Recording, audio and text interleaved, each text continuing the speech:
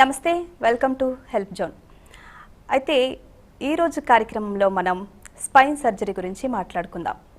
Spine surgery ఎప్పుడు అవసరమవుతుంది, ఆధునిక చికిత్సలు ఏమున్నాయి, సర్జరీ తర్వాత ఎలా రికవరీ అవ్వాలి, వీటన్నిటి గురించి మనకి వివరంగా చెప్పడానికి మనతో పాటు బేగంపేట కిమ్స్ సన్షైన్ హాస్పిటల్స్ నుంచి consultant spine surgeon doctor Anjaneyulu Reddy గారు ఉన్నారు. వారితో మాట్లాడి మన అపోహలన్నీ కూడా నివృత్తి చేసుకుందాం. నమస్తే సార్. నమస్తే అండి. నమస్తే సార్. అసలు వెన్నెముక సమస్యలు అనేటివి రాకుండా తీసుకోవాల్సిన జాగ్రత్తలు ఏంటి? మనం అంటే వెన్నెముకలో సమస్యలు అనేది ఏంటంటే ఇది ఏజ్ వైజ్ కూడా అంటే అంటే ఇప్పుడు వయసు పెరిగే కొద్దీ వచ్చే సమస్యలు వేరే ఉంటాయండి. అలాగే ఏంటంటే యంగ్ ఏజ్లో వచ్చే సమస్యలు వేరే ఉంటాయి.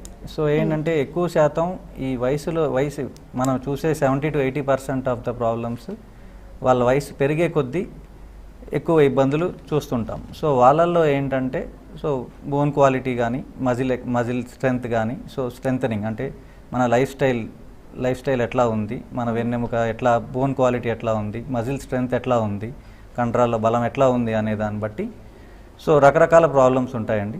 దానికి తగ్గట్టు ఏంటంటే మనం ముందే జాగ్రత్తల పరంగా మజిల్ స్ట్రెంథన్ చేసుకోవడం, ఎక్కువ ఆస్టియోపోరోసిస్లో ల్యాండ్ అవ్వకుండా అంటే ఇనిషియల్ డేస్ నుంచే కొంచెం సప్లిమెంటేషన్స్ అవి తీసుకోవడం, ఈ హార్మోనల్ చేంజెస్ వల్ల ఎక్కువ ఆస్టియోపోరోసిస్లో ఉండే ఆడవాళ్ళని గుర్తించి ముందే ట్రీట్మెంట్ తీసుకోవడం, ఇట్లాంటివన్నీ చేయాలి.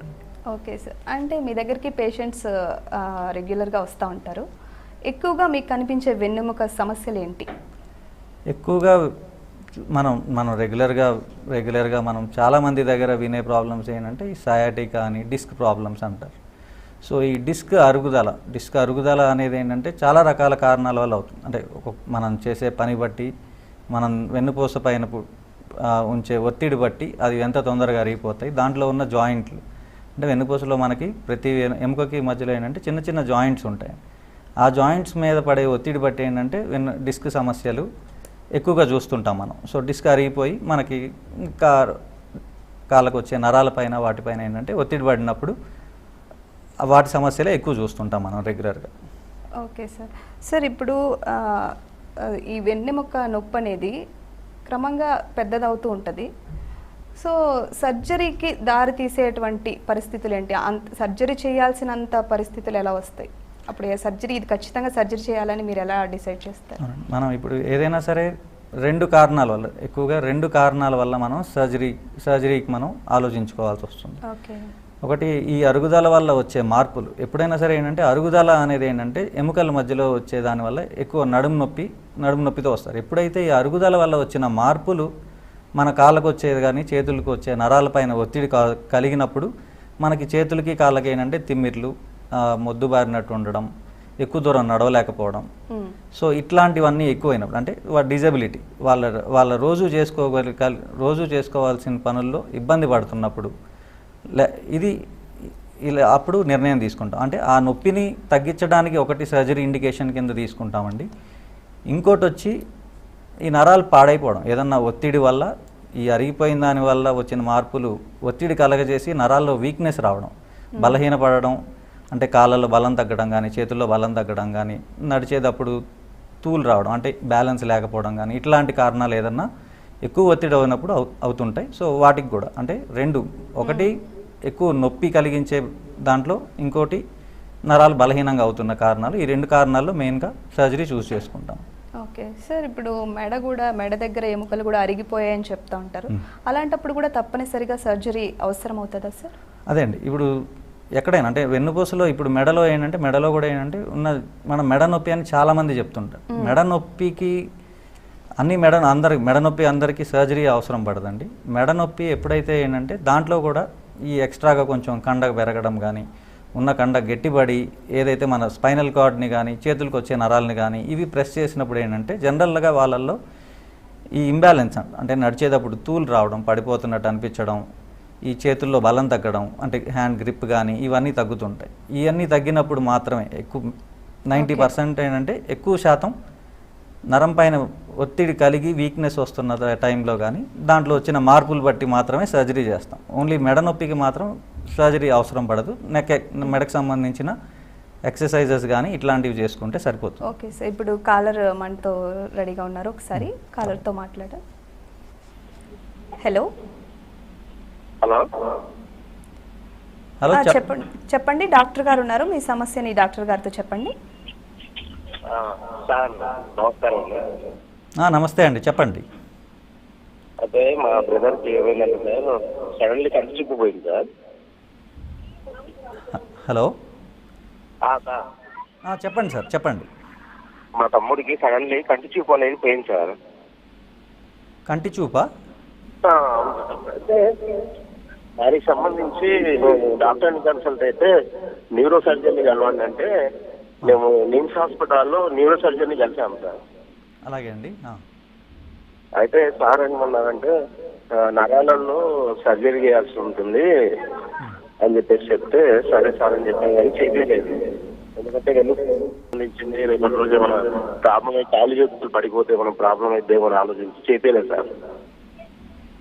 అట్లా కాదండి. ఇప్పుడు ఆల్రెడీ కంటి చూపు పోవడానికి ఏంటంటే వెన్నుపూస వైపు నుంచి ఏంటంటే చాలా తక్కువ కారణాలు ఉంటాయండి. ఇప్పుడు కంటి చూపు దేని వల్ల పోయిందంటే వెన్నుపూస నరం పైన ఒత్తిడి పడడం వల్ల పోయిందా, లేకపోతే ఏంటంటే ఏదైనా మెదడులో ఉన్న మార్పుల వల్ల అయిందా అనేది ఫస్ట్ చూసుకోవాల్సి వస్తుందండి.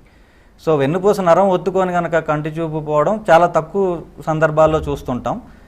కానీ ఏంటంటే ఇప్పుడు వెన్నుపూసలో ఏంటంటే మెదడుకు సప్లై చేసే బ్లడ్ వెజల్స్ ఉంటాయండి, రక్తనాళాలు. అవేమన్నా అదేదన్నా వేరే కారణాల వల్ల అక్కడ కణితి వల్ల కానీ ఇట్లా ఏదన్నా ఆ రక్తనాళాలు ఏమన్నా ఒత్తుకున్నప్పుడు కూడా ఇట్లా కంటికి సంబంధించిన సమస్యలు వస్తాయి.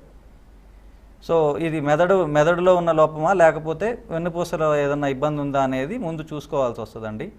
కానీ ఏంటంటే మీరు భయపడడం వల్ల అంటే ఇప్పుడు ఆ కణితి తీసేయడం వల్ల ఆల్రెడీ ఏంటంటే కంటి చూపు ఇబ్బంది అవుతుంది. అట్లాంటిది ఏదన్నా ఇబ్బంది ఉంటే సర్జరీ చేయించుకోకపోతే ఏంటంటే ఇంకా ఎక్కువ ఇబ్బంది పడాల్సి వస్తుంది. సో ఏంటంటే అది సర్జరీలో ఎంత రిస్క్ ఉంది అనేది ఫస్ట్ దాని కారణం తెలుసుకొని దానికి ఎంత రిస్క్ ఉంది అనేది తెలుసుకొని ముందుకు వెళ్ళడమే మంచిదండి. ఓకే సార్, ఇప్పుడు వెన్నులో టీబీ వస్తుంది కదా? అవునండి. దానికి ఏమైనా చికిత్సలు ఉన్నాయా? అసలు ఎందుకు వస్తుంది వెన్నులో టీబీ అనేది? వెన్నుపూసలో టీబీ అనేది ఏంటంటే మన ఇండియాలో చాలా కామన్ అండి అది. ఎందుకంటే ఇప్పుడు మన ఇండియాలో మన పాపులేషన్ ఈజ్ వెరీ మచ్ ఏంటంటే టీబీకి చాలా దగ్గరగా ఉండే పాపులేషన్ మంది. ఏంటంటే మన అందరిలోనూ టీబీ ఉండిద్దండి మన ఇండియాలో. ఎప్పుడైతే మన శరీరంలో ఇమ్యూనిటీ వ్యాధి నిరోధక శక్తి తగ్గిద్దో అప్పుడు మాత్రం ఏంటంటే వాళ్ళల్లో టీబీ కొంచెం యాక్టివ్ అవుతుంది. సో ఈ వెన్నెముకకు వచ్చే టీబీ ఏమవుతుందంటే దీంట్లో మనం ఇనీషియల్ స్టేజెస్లో కనిపెట్టగలం. అంటే పేషెంట్స్ ఎట్లా వస్తారంటే వెన్నుపూసలో చాలా నొప్పి ఉండడం, ఎందుకంటే ఈ టీబీ వల్ల తయారయ్యేటువంటి చీమ్ ఏదైతే ఉండిద్దో ఇది ఎముకల్ని డిస్కల్ని వాటిల్ని తినేస్తుంది. సో దానివల్ల ఏంటంటే ఎముకలు ఫ్రాక్చర్ అయ్యి చాలా నొప్పితో అంటే నడుము నొప్పి కానీ వీపు నొప్పి కానీ అది అట్లా ప్రజెంట్ అవుతారు వాళ్ళు మన దగ్గరికి వచ్చినప్పుడు. కానీ ఎప్పుడైతే అంటే మన అది ఇనీషియల్ స్టేజెస్లో ఉందా అంటే ఎముకలు ఏం పాడవకుండా ఇనీషియల్ స్టేజెస్లోనే ఉంటే దాన్ని మనం టీబీ కింద కన్ఫర్మ్ చేసుకొని సో దానికి టీబీకి సంబంధించిన ట్యాబ్లెట్స్ కానీ ట్రీట్మెంట్ తీసుకుంటే సరిపోతుంది. ఎప్పుడైతే ఈ ఎముకలన్నీ డ్యామేజ్ అయ్యి ఈ చీము వల్ల ఎముకలంతా డ్యామేజ్ అయ్యి నరం అంటే వెన్నుపూస నరం పైన కూడా ఏంటంటే ప్రెషర్ పెడుతుంది అనుకోండి. సో అప్పుడు మనం సర్జరీ చేసి ఆ ఫ్రాక్చర్ని స్టెబిలైజ్ చేయడానికి ఆ ఫ్రాక్చర్ని స్టెబిలైజ్ చేసి సో నరం పైన ఉన్న ఒత్తిడి తీసేసే సర్జరీ చేయించుకోవాల్సి వస్తుంది. ఆ తర్వాత కూడా మళ్ళీ ఆ చీముని పరీక్షకి పంపించి మళ్ళీ అదే ట్రీట్మెంట్ అంటే ఎట్లా అయినా సరే ఏంటంటే మనం ఆ టీబీ మందులు అయితే వేసుకోవాల్సి వస్తుంది తర్వాత అయినా సరే. బట్ సర్జరీకి ఎప్పుడు వెళ్తాము అంటే వెన్నుపూస నరం పైన ఈ చీము ఒత్తిడి కలిగిస్తున్నప్పుడు కానీ లేకపోతే ఈ ఎముకలన్నీ ఏంటంటే బాగా పాడైపోవడం ఈ చీము వల్ల ఇట్లాంటిది ఏదైనా ఉన్నప్పుడు చేస్తాం సర్జరీ. Okay sir. సో మరో కాలర్ మనతో మాట్లాడడానికి రెడీగా ఉన్నారు. హలో హలో హలో హలో చెప్పండి డాక్టర్ గారు. నమస్కారం అండి, డాక్టర్ గారు ఉన్నారు. నమస్తే, చెప్పండి అమ్మా.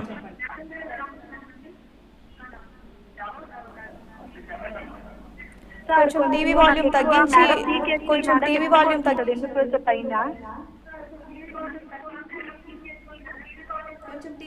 తగ్గించి మాట్లాడరా? చెప్పండి అమ్మా, వినిపిస్తుంది. కొంచెం మెడ చాలా నొప్పి పడుతుంది వెన్నుపూస పైకి. ఆ వెన్నుపూస పైన మెడ దగ్గర నొప్పి వస్తుందమ్మా? అలాగా వెన్నుపూస కింద నడుము దగ్గర నొప్పి వస్తుంది. నడుము కింద నుంచి. సరే అమ్మా, అంటే ఎన్ని రోజుల నుంచి వస్తుందమ్మా ఇది? ఎన్నాళ్ళ నుంచి ఉంది నొప్పి? ఇప్పుడు 15 రోజులు అవుతుంది, ఎక్కువ వస్తుంది. ఓకే, అంతకు ముందు నుంచి ఉంది, ఇప్పుడు 15-20 రోజుల నుంచి ఎక్కువైంది. ఎక్కువ అయింది. ఇట్లా కాళ్ళు గుంజడం కానీ కాళ్ళలో తిమ్మిర్లు కానీ అట్లా ఏమన్నా ఉంటున్నాయమ్మా?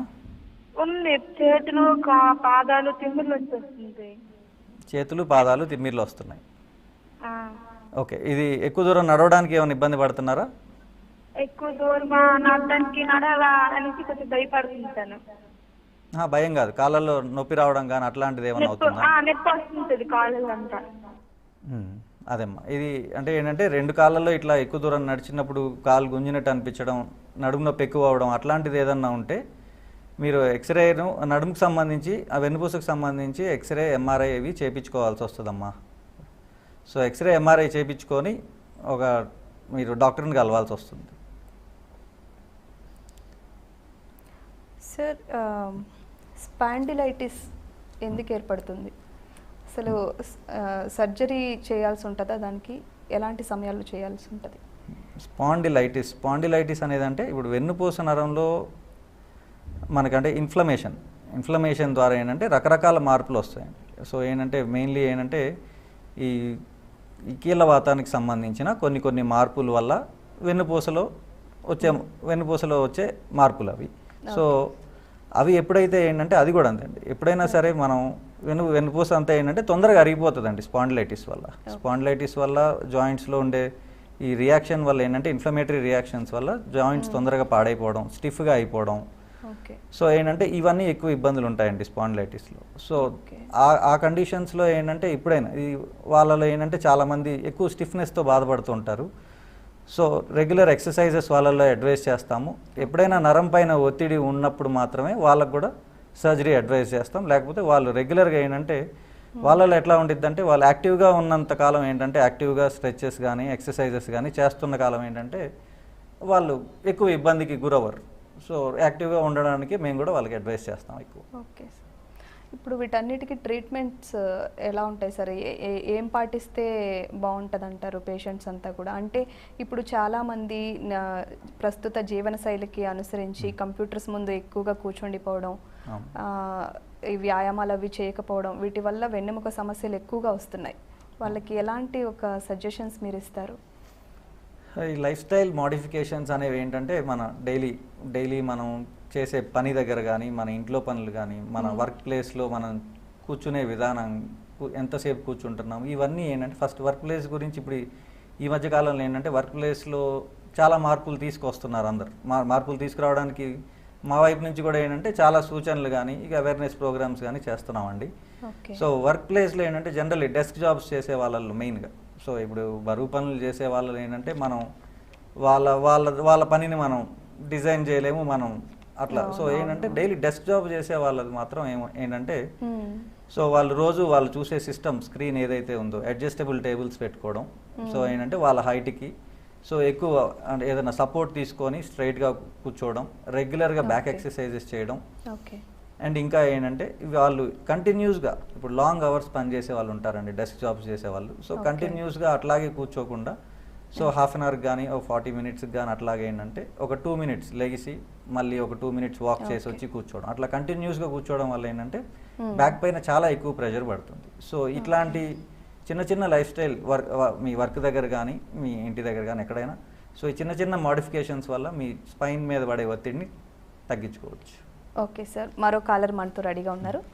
హలో మేడం, నమస్తే మ్యామ్. నమస్తే, చెప్పండి. డాక్టర్ గారు ఉన్నారు, మీ సమస్య డాక్టర్ గారితో చెప్పండి. నమస్తే సార్.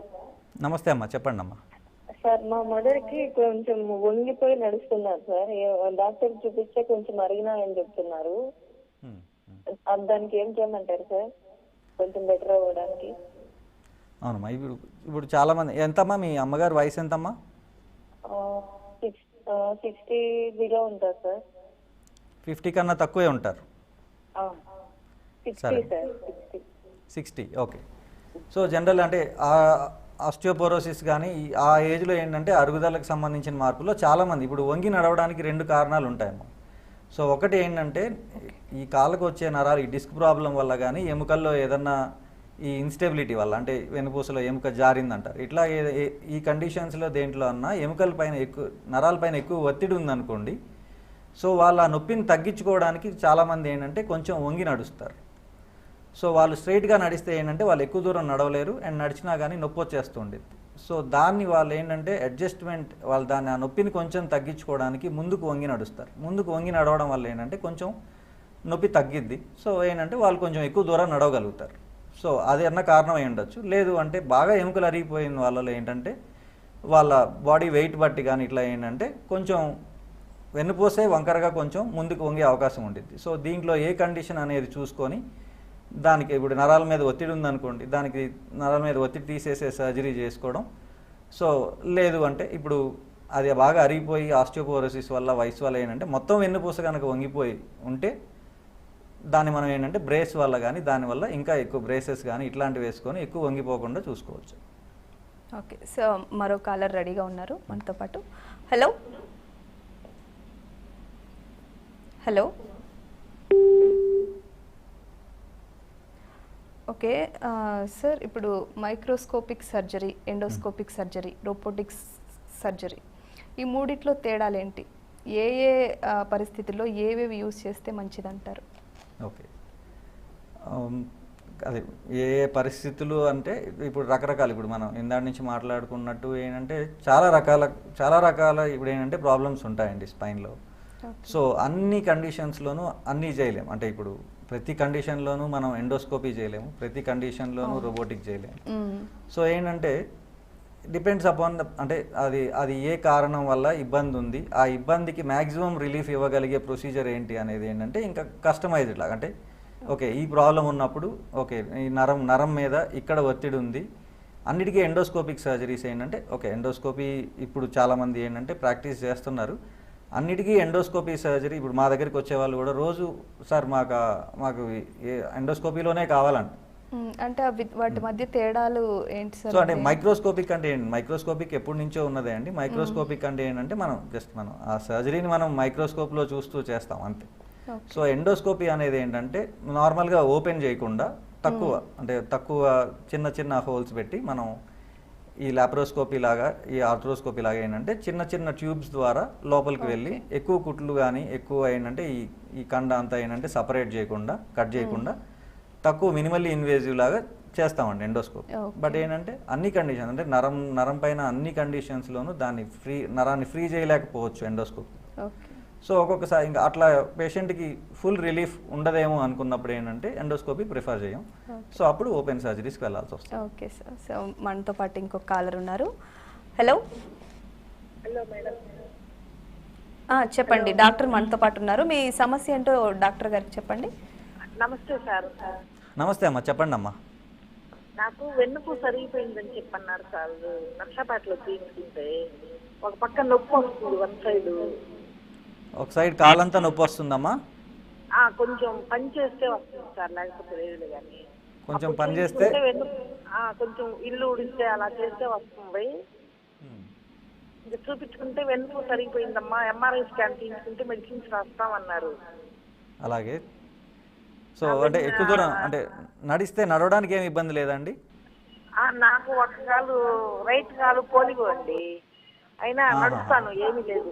బరువులు మోస్తుంటాను, నీళ్ళు అవి తెచ్చుకోవటం, ఇంట్లో పనులు చేసుకుంటా ఉంటాను. సరే అమ్మా, ఏం లేదు. అంటే మీ పనులన్నీ మీరు మంచిగా చేసుకుంటున్నారు. బట్ ఏంటంటే మీరు జనరల్లీ ఏదన్నా ఒక కాల్లో నార్మల్గా ఏదైనా చిన్న కాల్లో ఇట్లా ఇబ్బంది ఉన్నప్పుడు కానీ మనం నడిచే విధానంలో ఏదైనా చిన్న చిన్న మార్పులు ఉన్నప్పుడు ఆ వెయిట్ ఏంటంటే అబ్నార్మల్గా స్పైన్ పైన పడవచ్చు. అంటే మీకు ఒక కాల్లో చిన్న ప్రాబ్లం ఉందన్నారు చిన్నప్పటి నుంచి. సో దానివల్ల మీ నడకలో అంటే ఏంటంటే మనం నడిచే విధానంలో అంటే మనం గెయిట్ ఏదన్నా మారినప్పుడు, మనం నడిచే విధానం మారినప్పుడు ఏంటంటే బరువు పడాల్సిన దగ్గర ఏంటంటే ఒక్కొక్క దగ్గర ఎక్కువ పడవచ్చు, ఒక్కొక్క దగ్గర తక్కువ పడవచ్చు నడుంలో ఎముకల పైన. సో అప్పుడు ఎక్కువ అరుగుదల జరగడానికి ఎక్కువ ఛాన్స్ ఉండిద్ది. సో ఒకసారి బాగా ఒకవైపు మాత్రమే ఇబ్బంది ఉంది, ఎక్కువ నొప్పి ఉంది అంటే ఏంటంటే ఇట్లా ఒకవైపు మాత్రమే, సో జాయింట్స్ పైన ఎక్కువ బరువు పడుతూ ఉండొచ్చు వెన్నెముకలో. సో ఒకసారి ఎక్స్రేలు, ఎంఆర్ఐలు చూస్తే ఏంటంటే ఎంత అరుగుదల ఉంది, దీన్ని తగ్గించుకోవడానికి ఏం చేయొచ్చు అనేది మీకు అడ్వైస్ చేస్తారు. Okay, thanks sir. ప్రేక్షకుల కోసం చాలా చక్కగా వాళ్ళ సమస్యలన్నింటికి కూడా పరిష్కారాలు చెప్పారు. Thank you so much. Thanks అండి, థ్యాంక్ యూ. సో చూశారు కదా, ఇది ఇవాల్టి హెల్త్ జో. తర్వాత కార్యక్రమంలో మళ్ళీ కలుద్దాం. అప్పటి వరకు సెలవు.